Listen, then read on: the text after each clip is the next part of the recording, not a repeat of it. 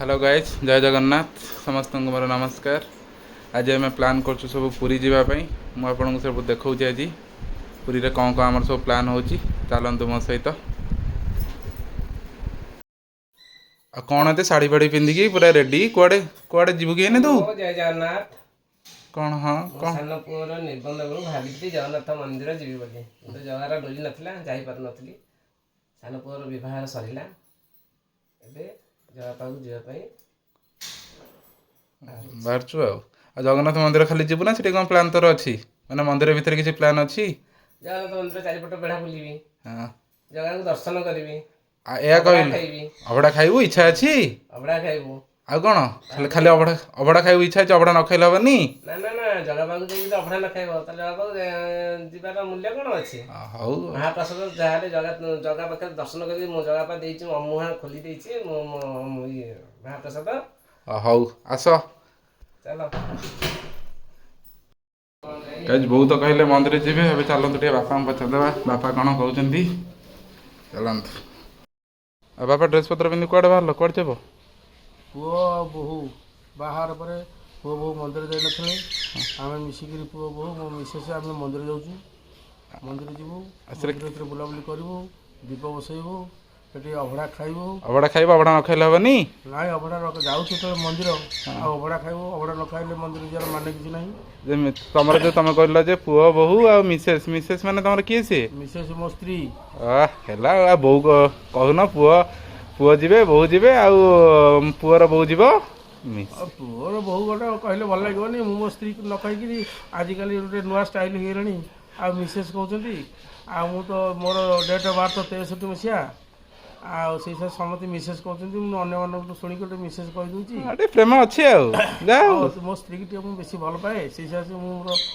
Mrs कहूँ अवड़ा खाइबू बुलाबुली आस बापा कथा तो सुनले बोऊ कथा सुनले एबे चलतु पुरी पुरी देखिया कौन हो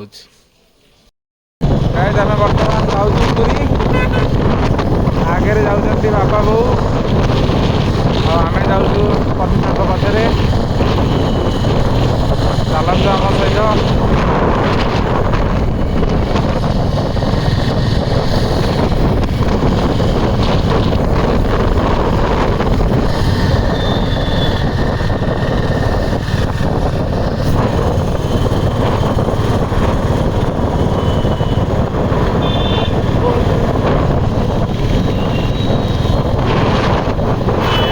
बापा बोऊ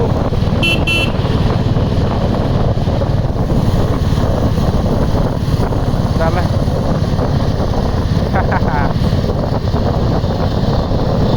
हौ गाइज आम मैंने पहुँचिकी आपको मंदिर देखुची गाइज एवं आम पुरी भितर को पशिलु आपण आसतु एवं मुझे माँ बाटमंगला को दर्शन करी बाटमंगला आसतु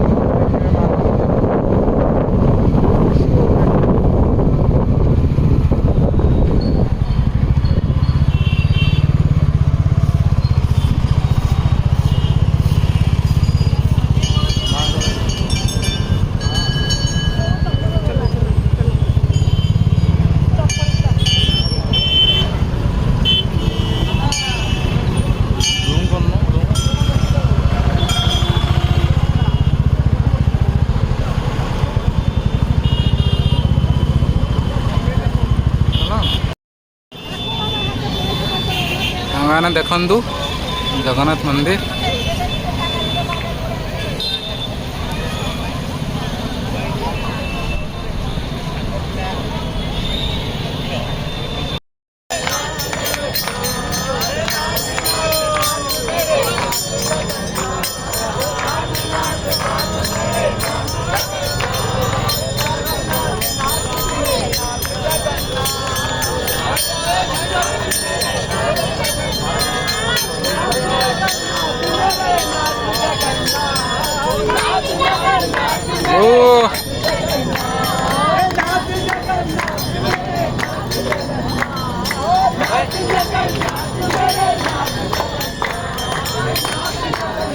को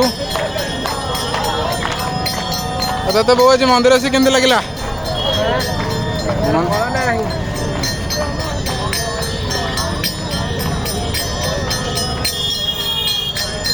ଆଉ ମନ୍ଦିର ଆସିକି ତତେ ବୋଉ କେମିତି ଲାଗିଲା କହ?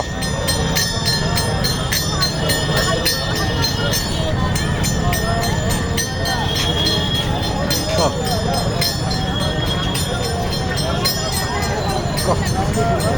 ମନ୍ଦିର ଆଜି ଆସିଲୁ, ଅଭଡ଼ା ଖାଇଲୁ, କେମିତି ଲାଗିଲା କହ? ଜଗନ୍ନାଥଙ୍କ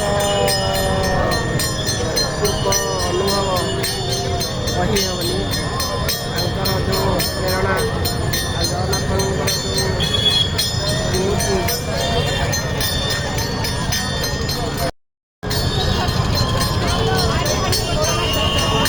ଆଉ ବାପା ଆଜି ଜଗନ୍ନାଥ ମନ୍ଦିର ଆସିଲ, କେମିତି କ'ଣ ଲାଗିଲା ଠାକୁରଙ୍କ ଉପରେ?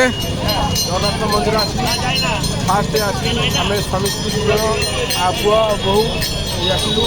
ଆଉ ମନ୍ଦିର ଭିତରକୁ ଯିବାକୁ ଗରୁଡ଼ଙ୍କ ମୁଣ୍ଡିଆ ମାରିକି ମନ୍ଦିର ଭିତରକୁ ଗଲୁ। ମନ୍ଦିର ଭିତରେ ଦୀପ ଦେଇ ଜଗନ୍ନାଥଙ୍କୁ ଦର୍ଶନ କଲୁ। ଜଗନ୍ନାଥଙ୍କୁ ଦର୍ଶନ ପରେ ଲକ୍ଷ୍ମୀ ମନ୍ଦିରକୁ ଗଲୁ। ଲକ୍ଷ୍ମୀ ମନ୍ଦିର ଦର୍ଶନ କଲୁ, ସେଠି ଦୀପ ଦେଲୁ। ତାପରେ ବିମଳା ମନ୍ଦିରକୁ ଗଲୁ। ବିମଳା ମନ୍ଦିରରେ ଦୀପ ଦେଲୁ। ସେଠୁ ଆସିକି ଅଭଡ଼ା ଖାଇଲୁ। ମହାପ୍ରସାଦ ଖାଇଲୁ, ଖେଚେଡ଼ି ଡାଲମା ଖାଇଲୁ। ଖେଚେଡ଼ି ଡାଲମା ପ୍ଲେଟ୍କୁ ଜଣକୁ ନେଲା 100 ଟଙ୍କା ଲେଖା। ସେ କହ। ତାପରେ ସେଠୁ ମହାପ୍ରସାଦ ଧରିକି ଆସିଲି। ବିରି ମହାପ୍ରସାଦ ଗୋଟେ ବିରି ମହାପ୍ରସାଦକୁ 50 ଟଙ୍କା ଲେଖା ନେଇକି ଆସିଲୁ ଠାକୁରଙ୍କ ପାଖରେ ତାଙ୍କର ସମର୍ପଣ କରିବାକୁ ନେଇକି ଆସିଲୁ। ଯେ ମହାପ୍ରଭୁଙ୍କର ମହିମା କ'ଣ କେମିତି? ବାହାରକୁ ଆସିକିରି ଏଇଠି ବାହାରକୁ ଆମେ ଯିବୁ ସମୁଦ୍ର ବୁଲିକିରି ଯେ ମହାପ୍ରଭୁଙ୍କର ମହିମା ତମକୁ କେମିତି ଲାଗିଲା? ମହାପ୍ରଭୁ ମହିମା ଆଜି ଲାଗିଲା। ପୁଅ ବୋହୂକୁ ନେଇକି ଆସିଲା ପରେ ମୁଁ ସବୁଠୁ ଖୁସି ଓଭର ଖୁସି। ମୁଁ ସାନ ପୁଅ ସାନ ବୋହୂକୁ ପାଇ ମୁଁ ଭାରି ଖୁସି। ଏଇ ଜଗନ୍ନାଥଙ୍କ ପାଖରେ ମୁଁ ଏତିକି ପ୍ରାର୍ଥନା କରୁଛି, ପୁଅ ବୋହୂଙ୍କର ଦାମ୍ପତ୍ୟ ଜୀବନ ସୁଖମୟ ହେଉ। ଆଉ ମୋର ସବୁଟିକି ଆଶୀର୍ବାଦ ତାଙ୍କରି ଉପରେ ମୁଁ ଢାଳିବି। ବାପା ଯେମିତି କହିଲେ ଜଗନ୍ନାଥଙ୍କ କଥା କହିବା ସମ୍ଭବ ନୁହେଁ, ତ ସେମିତି ମହାପ୍ରଭୁଙ୍କର ମହିମା ଅକଳନୀୟ, ଯେତେ କହିଲେ ବି କହିହେବନି। ତ ସମସ୍ତଙ୍କୁ ଜୟ ଜଗନ୍ନାଥ, ସମସ୍ତେ ଖୁସିରେ ରୁହନ୍ତୁ। କହିଲେ